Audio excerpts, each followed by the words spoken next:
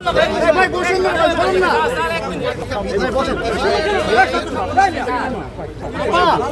আপা,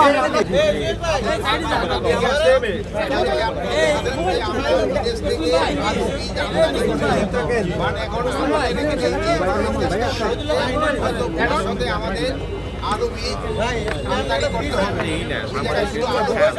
ওখানে আমাদেরকে খেতু এগুলো যেন আমাদের উন্নত মানের করা যায়, এগুলো করা হচ্ছে। সৌদি আরবের থেকেও যেন খেজুর আমদানি করতে না হয় এই ব্যবস্থা করা হচ্ছে। আপনারা জানেন বিদেশ থেকে আলু বীজ আনতে গেলে দাম অনেক বেশি করে, আর আমরা যদি নিজেরা আলু বীজ উৎপাদন করতে পারি তবে কৃষকরা অল্প দামে আলু বীজটা নিতে পারবে। আর আপনারা জানেন যে এবার কিন্তু কৃষকরা আলুর দামই পায় না।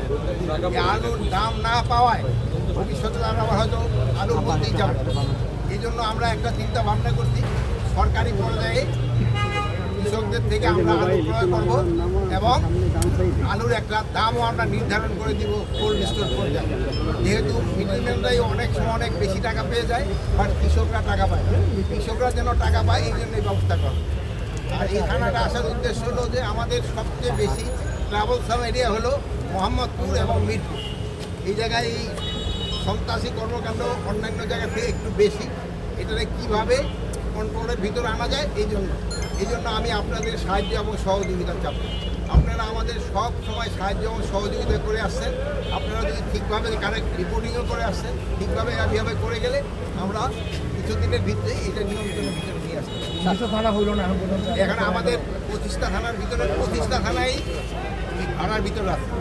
এইগুলি আপনারা যদি থানা 50টার ভিতরে 25টাই ভাড়া, 25টা শুধু জায়গা আছে। আমরা এবার আরও 8টা থানা হয়তো আমরা এই সেপ্টেম্বর থেকে শুরু করতে পারবো।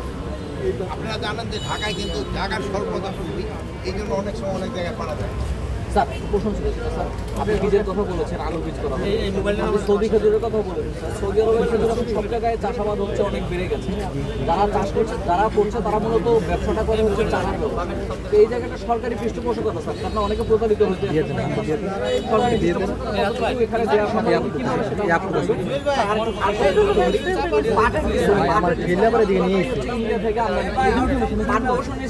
তাদের যে সক্ষমতা আছে, যে জাতগুলো আছে, যদি তারা তাহলে বাংলাদেশি পাটের বীজ দিয়ে চাহিদা পূরণ করা সম্ভব।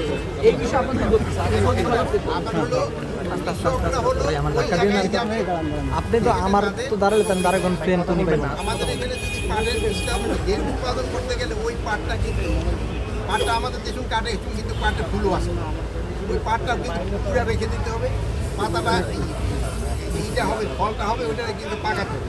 ওটা পুরা সারা বছর ভিতরে কৃষক ধান এইটা ধান এই জন্য কৃষকরা অনেক সময় এই পাটের উৎপাদন করতে চায় না। আর এগুলো পাটের বীজ যে সময় উৎপাদন করে ফেলে সেই সময় কিন্তু ওই পাটটা আগের মতো যেরকম যে আস্থা হয় ওই আস্থা থাকে না, আস্থা নষ্ট। এই জন্য কৃষকরা ওইটা চায়। আমরা এরা আগে কিন্তু আমাদের পাটের বীজ আমাদের জায়গা ছিল বেশি, মানে আমাদের জায়গা তো এই জন্য আমাদের পক্ষে সম্ভব হয় না, কিন্তু আমাদের এরকম করতেছে, নড়াচড়া করতেছে।